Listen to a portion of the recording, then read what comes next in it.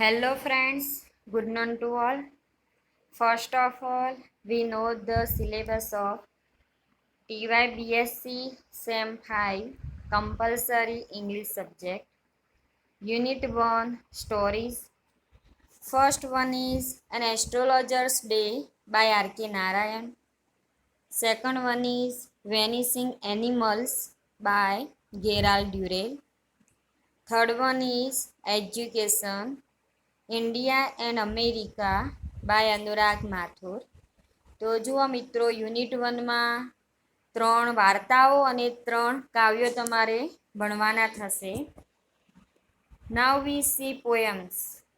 First one is where the mind is without fear by Rabindranath Tagore. Second one is stopping by woods on a snowy evening by Robert Frost. Third one is sonnet 29 by William Shakespeare. તો આ થઈ તમારા unit 1ની વાત. Unit 2 grammar. First one is indirect narration. Indirect નરેશનમાં જુઓ, direct સ્પીચમાંથી indirect સ્પીચમાં વાક્યોને કન્વર્ટ કરવાના થશે. સેકન્ડ વન ઇઝ કન્જક્શન્સ, સંયોજકો, જેમાં તમારે જુદા જુદા વાક્યો આપેલા હશે એને તમારે જોઈન કરવાના થશે. Third one is phrasal prepositions and verbs, કે જેમાં તમારે ખાલી જગ્યાઓ આપેલી હશે, સેન્ટેન્સ પ્રમાણે ફ્રેઝલ પ્રેપોઝિશન્સ એન્ડ વર્બ્સનો ઉપયોગ કરવાનો થશે. Now we see unit 3 translation from English to Gujarati or Hindi. ઇંગ્લિશમાં પેરા આપેલો હશે એને તમારે ગુજરાતીમાં કાં તો હિન્દીમાં રૂપાંતર કરવાનો થશે. And last unit is unit 4 dialogue writing. Dialogue એટલે સંવાદ. તમારે ટોપિક આપેલો હશે એના પ્રમાણે, જે પ્રમાણે ટોપિક હશે એ પ્રમાણે જાતે ડાયલોગ બનાવવાનો થશે. સંવાદ તમારી જાતે પેરામાં રજૂ કરવાનો થશે. ડાયલોગ રાઇટિંગમાં જુઓ, તમારે રિપોર્ટર અને લિસનર એ રીતેનો તમારે જાતે બનાવવાનું થશે. Okay, now I am going to teach you unit 2 second topic કન્જક્શન્સ. કન્જક્શન્સ કોને કહીએ? સંયોજકો. સંયોજક મિત્રો કોને કહેવાય? અહીં જો નીચે ડેફિનેશન મૂકેલી હ. A word which connect two sentences and make a meaningful sentence, it is called conjunction. એવો શબ્દ કે જે બે વાક્યોને જોડે અને અર્થપૂર્ણ વાક્ય બનાવે તેને સંયોજક કહેવાય. જુઓ, ગ્રામરની અંદર ધેર આર 3 ટાઈપ્સ ઓફ કન્જક્શન્સ.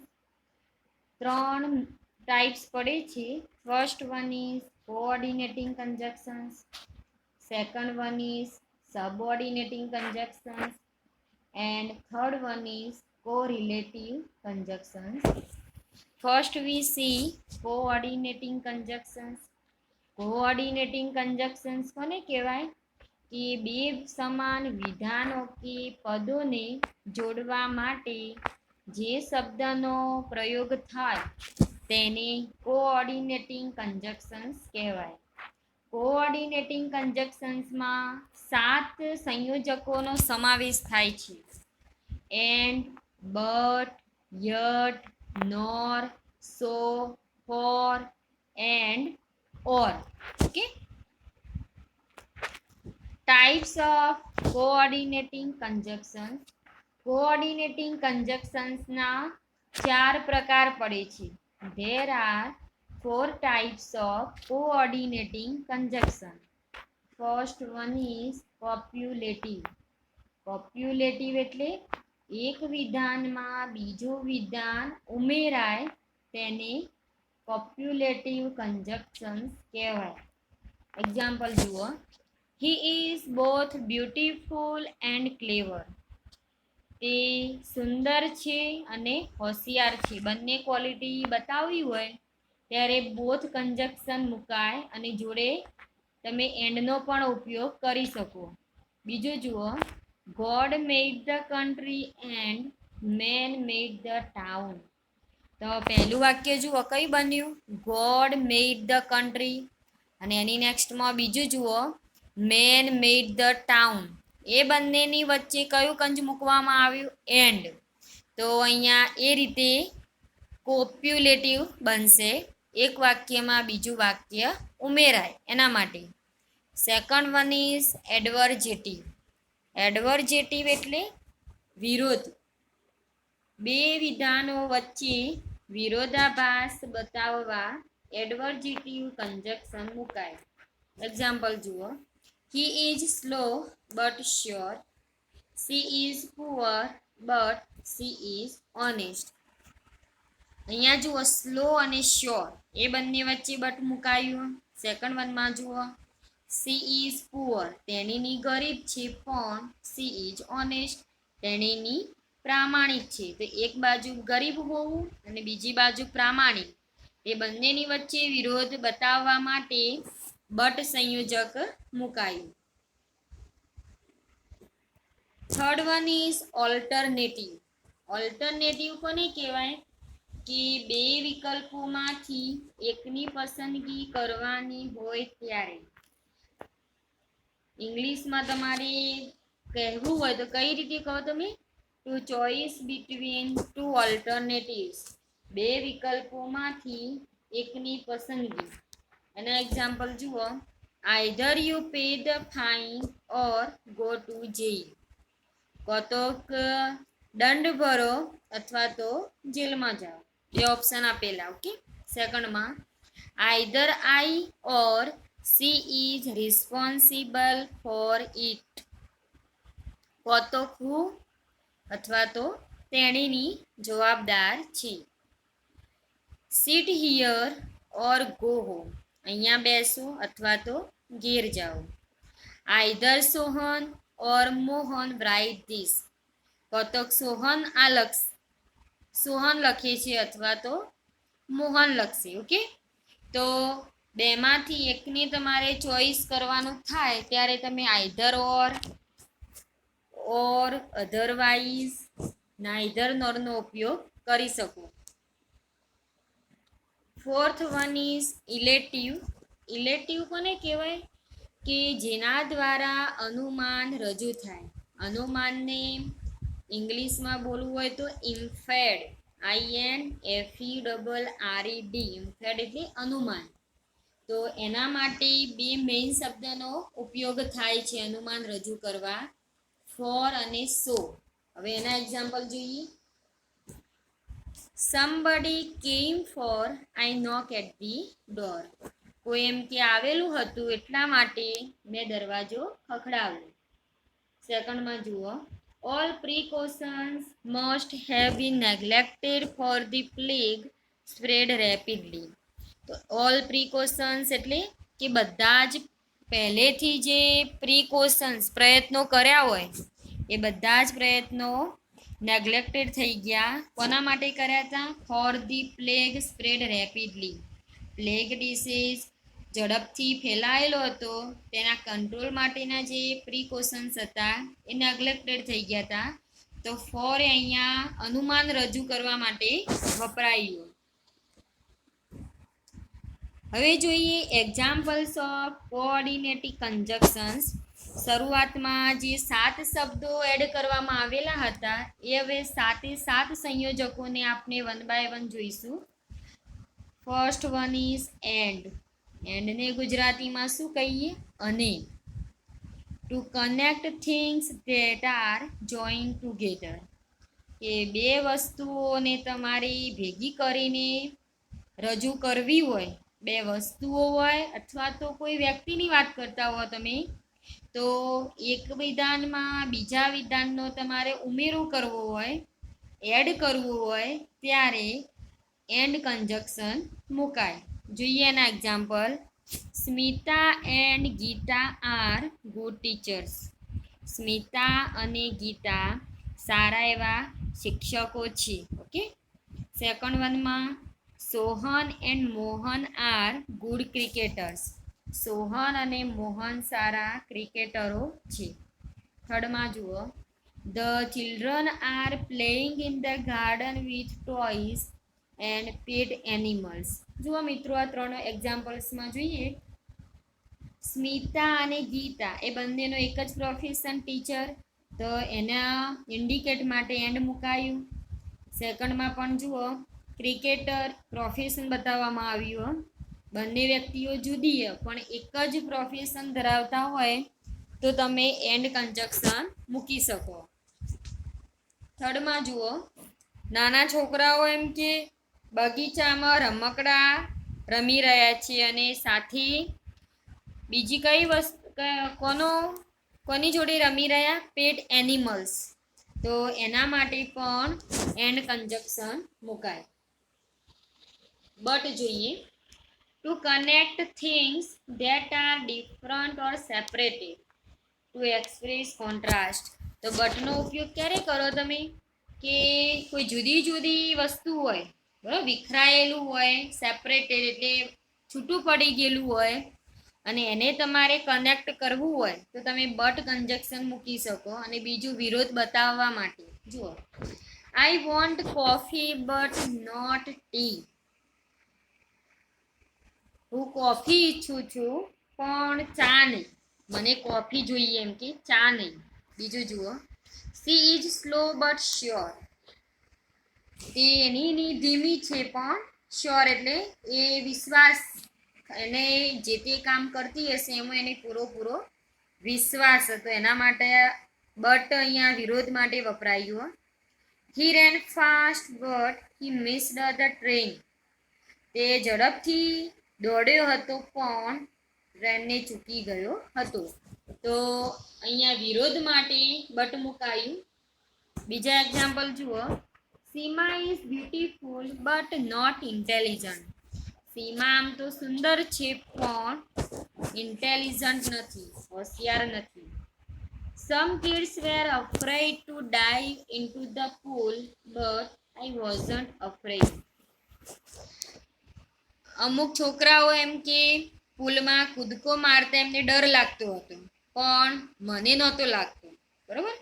તો અહીંયા પણ બટ અહીંયા મેં મૂક્યો વચ્ચે. જુઓ, પહેલું વાક્ય કયું? Some kids were afraid to dive into the pool, એ પહેલું સેન્ટેન્સ થયું. અને બીજું વાક્ય કયું? I wasn't afraid. તો એની વચ્ચે મેં કયું કંજ મૂક્યું? બટ. તો અહીંયા બટ અહીંયા કોન્ટ્રાસ્ટ માટે મુકાયેલું. જુઓ, ટુ ડાઈવ. ટુ ડાઈવનું મિનિંગ શું થાય? ટુ જમ્પ, કૂદકો મારવો, તેના માટે વપરાય. એની નેક્સ્ટમાં, Hetal is clever but proud. Hetal હોશિયાર છે પણ અભિમાની છે. એક બાજુ હોશિયાર હોવું અને બીજી બાજુ અભિમાન, તેની વચ્ચે વિરોધ બતાવવા માટે બટ મુકાયું. હવે જોઈએ ઓર અધરવાઇઝ. ઓર અધરવાઇઝ કન્જક્શન્સ નો ગુજરાતી અર્થ શું થાય? ઓર એટલે અથવા અને અધરવાઇઝ એટલે નહીતર. તો જુઓ, ક્યારે વપરાય? To choice between two alternatives. બે વિકલ્પો તમારી જોડે હોય અને એમાંથી તમારે કોઈને ચોઈસ કરવો હોય એકાદા વિકલ્પને, તો અને બંને ચોઈસ કરવા હોય તો એના માટે ઓર અથવા તો અધરવાઇઝ વપરાય. જુઓ, sit here or go home. અહીંયા બેસો અથવા તો ઘેર જાઓ. બીજું જુઓ, walk hurriedly or you will miss the train. ઝડપ કરો નહીતર શું થશે? You will miss the train, તમે ટ્રેનને ચૂકી જશો. You must obey the traffic rules otherwise the police will fine you. તમારે ટ્રાફિક નિયમોનું પાલન કરવું જ પડશે નહીતર the police will fine you, police તમારી જોડે દંડ લેશે. ઓકે. તો મિત્રો જુઓ, આ રીતે ઓર અધરવાઇઝ મુકાય. તમારે ઓલ્ટરનેટિવ્સમાં કોઈની ચોઈસ કરવી હોય વાક્યમાં તો આ રીતે એનો ઉપયોગ થાય. જુઓ, be regular in the class otherwise you will not understand the subject. ક્લાસમાં રેગ્યુલર રહો, નહીતર શું થશે? You will not understand the subject. તમે વિષયને સમજી શકશો નહીં. સેકન્ડમાં જુઓ, do or die was the slogan given by Mahatma Gandhi in 1942. 1942માં મહાત્મા ગાંધીએ આપણને એક સૂત્ર આપેલું હતું. જુઓ, do or die. Do or ડાઈનો મિનિંગ શું થાય? કરો અથવા તો મરો. કરો એટલે કામ કરો અથવા તો મરી જાઓ. કામ કરો નહીતર મરી જાઓ એમ. તો બેમાંથી એક ચોઈસ તમારે રાખવી હોય તો એના માટે ઓર કન્જક્શન મુકાય. એની નેક્સ્ટમાં you should work hard otherwise you will get less marks. સખત મહેનત કરો નહીતર you will get less marks. તમે ઓછા માર્ક્સ મેળવશો.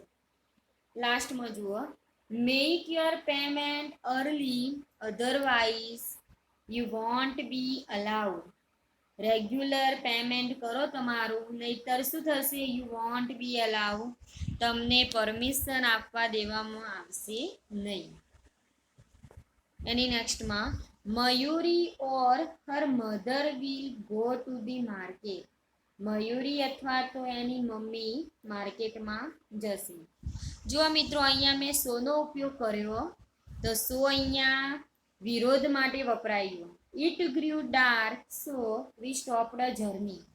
અંધારું હતું એટલે અમે અમારે જર્નીને રોકવી પડી હતી. અમે યાત્રા બંધ રાખી હતી. બરોબર. The road was hilly so the old man could not walk fast. Road કેવો હતો? હિલી એટલે કે પર્વત હતો. રોડ ધાર પડતો હતો, પર્વતીય પ્રદેશ હતો. એના કારણે અમે તેથી the old man could not walk fast. વૃદ્ધ માણસ ઝડપથી ચાલી શકતા ન હતા. ઓકે, તો આ રીતે તમારે કોઈ પસંદગી કરવી હોય અથવા તો કોઈ પરિણામ બતાવવું હોય તો આ કન્જક્શન મુકાય. અને નેક્સ્ટમાં પણ જોઈશું. Nor it used for negative choice. તમારે કોઈ નેગેટિવ ચોઇસ માટે વાક્ય બોલવું હોય, લખવું હોય ત્યારે નોર કન્જક્શન મુકાય. I do not want popcorn nor pizza. મારે એમ કે પોપકોર્ન બી જોઈતા નથી અને પીઝા પણ નહીં જોતા. જુઓ, તો વોન્ટ એટલે ઈચ્છવું. હું પોપકોર્ન ઈચ્છતો નથી ના તો pizza. They do not play cricket nor chess. તેઓ ક્રિકેટ રમતા નથી અને ચેસ પણ રમતા નથી. She does not speak Gujarati nor Hindi. તેણીની ગુજરાતી બોલતી નથી અને હિન્દી પણ બોલતી નથી. ગુજરાતી એ નહીં બોલતી, હિન્દી એ નહીં બોલતી. તો એના માટે અહીંયા નોર મુકાયું. Mohan do not write a letter nor a novel. Mohan પત્ર લખતો નથી અને નોવેલ પણ લખતો નથી. તો અહીંયા નેગેટિવ ચોઇસ માટે વપરાયું. હવે જોઈએ so therefore to indicate result as well as the reason. તો જુઓ મિત્રો, અહીંયા રિઝલ્ટ એટલે પરિણામ અને રીઝન એટલે કારણ. તો પરિણામની જોડે જોડે તમારે કોઈ કારણ ઇન્ડિકેટ કરવું હોય ત્યારે સો ધેરફોર મુકાય. સો ધેરફોરને ગુજરાતીમાં શું કહીએ? તેથી, એટલા માટે. જોઈએ એના example. I was very tired so I could not go out with my friends. હું થાકી ગયેલી હતી તેથી હું મારા મિત્રો સાથે બહાર જઈ શકી ન હતી. સેકન્ડમાં જુઓ, Shweta reached late therefore she could not get the ticket. Shweta મોડી પહોંચી હતી તેથી તેણીની ટિકિટ મેળવી શકી ન હતી. I was ill so I was absent. હું બીમાર હતી તેથી હું ગેરહાજર હતી. તો હજુ અહીંયા રિઝલ્ટની સાથે સાથે રીઝન બતાવવામાં આવ્યું. બરોબર. તો લાસ્ટમાં જુઓ, I was ill so I was absent. તો અહીંયા જુઓ, રીઝન કયું? I was ill. અને પરિણામ શું હતું એનું? આઈ વોઝ એબસન્ટ. એની વચ્ચે કયું કન્જક્શન મુકાયું? સો મુકાયું. Kinjal has effective communication skill so she can impress anybody. કિંજલને સારી એવી અસરકારક વાતચીતનું કૌશલ્ય છે. ઓકે, તેથી તેણીની એનીબડી કોઈ પણને પણ એ ઇમ્પ્રેસ કરી શકે છે. ઇમ્પ્રેસ એટલે પ્રભાવિત. તો અહીંયા સો મુકાયું વચ્ચે. જુઓ, પહેલું મેઇન વાક્ય કયું? Kinjal has effective communication skill, અને એની વચ્ચે સો મુકાયું. અને એની નેક્સ્ટમાં સી કેન ઇમ્પ્રેસ એનીબડી. તેનું પરિણામ શું? C can Impress anybody. અને એનું રીઝન, કયા રીઝનથી કયું રિઝલ્ટ, એટલે મીન્સ કે relationship between result as well as reason. તો એને ઇન્ડિકેટ માટે સો મુકાયું. It grew dark so we stopped journey. આની વાત આપણે આગળના કન્જક્શનમાં જોઈ ગયા. The road was hilly so the old man could not walk fast. તો આ રીતે રીઝન અને રિઝલ્ટ તમારે સાથે બતાવવાના થાય ત્યારે સો મુકાય. It was very cold outside so we shut the windows. બહાર એમ કે ઠંડી હતી એટલા માટે વી શટ ધ વિન્ડોઝ, અમે બારી બંધ કરી દીધી હતી. એની નેક્સ્ટમાં આઈ એમ ટાયર્ડ સો આઈ એમ ટેકિંગ રેસ્ટ. હું થાકી ગઈ હતી એટલે હું આરામ કરી રહી છું એમ કહો. He was drunk therefore police arrested him. તેને હી વોઝ ડ્રંક, તેને ડ્રંક કરેલું હતું. ઓકે, એને વાઈન પીધેલો હતો એટલે તેથી પોલીસ અરેસ્ટેડ હિમ, પોલીસ તેને પકડીને લઈ ગઈ હતી. I am fond of reading, therefore I borrow books from library frequently. મને એમ કે વાંચવાનો શોખ છે, તો એથી હું ગ્રંથાલયમાંથી વારંવાર ઉસીના પુસ્તકો લાવું છું. ઓકે, તો બસ અહીંયા રીઝન એઝ વેલ એઝ તમારે રિઝલ્ટ બતાવવા માટે સો ધેરફોર મુકાય. Now we see yet conjunction. Yet ક્યારે વપરાય? To express contrasting statements or words. તમારે વાક્યમાં કોઈ કોન્ટ્રાસ્ટ બતાવવો હોય અથવા તો શબ્દોની અંદર તમારો કોઈ વિરોધ બતાવવો હોય ત્યારે યટ મુકાય. જુઓ એના example. My grandfather is 80 years old yet he can read without glasses. મારા દાદા 80 વર્ષના છે છતાં એ ચશ્મા વગર વાંચી શકે છે. ઓકે, એની નેક્સ્ટમાં he has treated you badly yet you should help him. એ તમને એમ કે બેડલી ટ્રીટેડ તમને કર્યા હતા છતાં એમ કે તમારે એને મદદ કરવી જોઈએ. The question paper was lengthy yet I could finish in time. Question paper આમ તો લેન્ધી હતું છતાં હું એને ટાઈમ પૂરું કરી શક્યો હતો. ઓકે, તો આ રીતે મિત્રો યટ કન્જક્શન મુકાય. હવે જોઈએ ફોર. ફોર ક્યારે વપરાય? Used to saw a relation between things. તો જુઓ, તમારે વાક્યની અંદર કોઈ પર્પઝ બતાવવો હોય તો એના માટે ફોર કન્જક્શન મુકાય. ઓકે, તમારે કોઈ હેતુ, પર્પઝ એટલે હેતુ, બીજું કે કોઈ રિલેશન બિટવીન થિંગ્સ, કોઈ વસ્તુ જોડે કોઈ રિલેશન બતાવવું હોય તમારે તો એના માટે પણ ફોર મુકાય. જુઓ, I ordered a pizza for I was hungry. ભૂખ્યો હતો એટલા માટે મેં પિઝાનો ઓર્ડર આપ્યો હતો. ઓકે, અને નેક્સ્ટમાં Sachin was declared man of the match for his performance. તો ફોર ઇઝ પરફોર્મન્સ. તો જુઓ, એના સારા એવા પરફોર્મન્સના કારણે સચિનને એમ કે મેન ઓફ ધી મેચ જાહેર કરવામાં આવ્યો હતો. તો મિત્રો આ રીતે તમારા કોઓર્ડિનેટિંગ કન્જક્શનની વાત કરી. હવે બાકીના સબઓર્ડિનેટિંગ અને કોરિલેટિવ કન્જક્શનની ડિસ્કશન નેક્સ્ટ લેક્ચરમાં કરીશું. Thank you.